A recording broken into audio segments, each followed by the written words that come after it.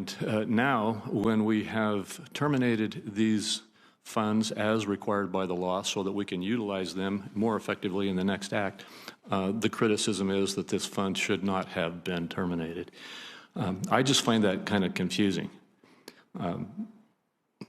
That's also confusing in the context of the fact that we have tried to get the very kind of relief in follow-up legislation that we've now been criticized for not doing just a few months ago, extending things like the Paycheck Protection Program, which would help those restaurant workers that Senator Brown mentioned, extending and improving it, by the way, redirecting some of these funds so that we get to those industries and sectors of our economy that have not yet been reached by the 13-3 facilities and really need to have a different kind of direct support system put into place for them. Adding rental assistance that we need to have, in my opinion, and which I've been working very hard on to try to get. And as we tried to get these things, they were rejected by the other side. And so it's just confusing to me, or a little bit surprising, to see these kinds of attacks leveled today in this hearing.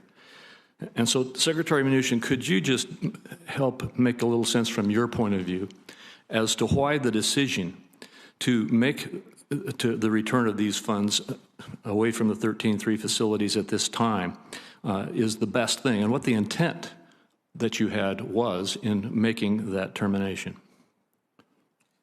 Thank you, Mr. Chairman. And let me first say I want to thank the Senate for passing the CARES Act, which was 96-0 in an unprecedented response.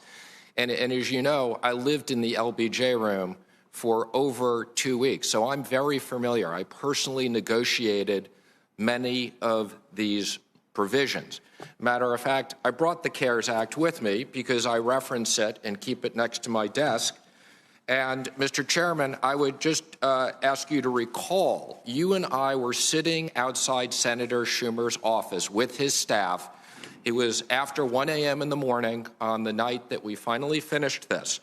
And I asked you to come to sign off on behalf of the leader and others, the final red lines. We went through this very carefully. So I would direct you to Section 4029, which is very clear, which says, except as provided in subsection B on December 31, 2020, the authority provided under this subtitle shall terminate. It was very clear. So my decision, first of all, I want to thank Chair Powell because he has been a terrific partner in everything we've done. And I really want to thank him and the people at the Fed. He and I have been speaking constantly. In deference to him, I did extend the 4 of the facilities that use non-CARES money.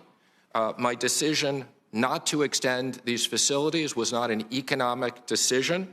I'm surprised to hear Senator Brown use words like sabotage, no legitimate justification, delusional, malpractice, time for action. I'd be more than happy, Senator Brown, to come see your staff and walk you through the legal analysis. But this is perfectly clear. The Senate provided unprecedented authority to the Secretary of the Treasury in giving me $500 billion. The statute was very clear. Matter of fact, I find it implausible that any member of this committee believed that in voting for the CARES Act, you were authorizing me to invest $500 billion to make loans in perpetuity.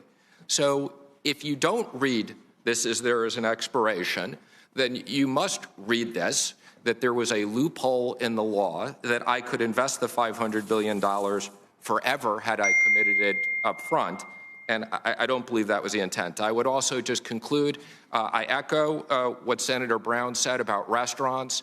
The President and I believe that restaurants have been unfairly targeted, and I'd urge Congress to support another $300 billion for PPP. This would have a real impact.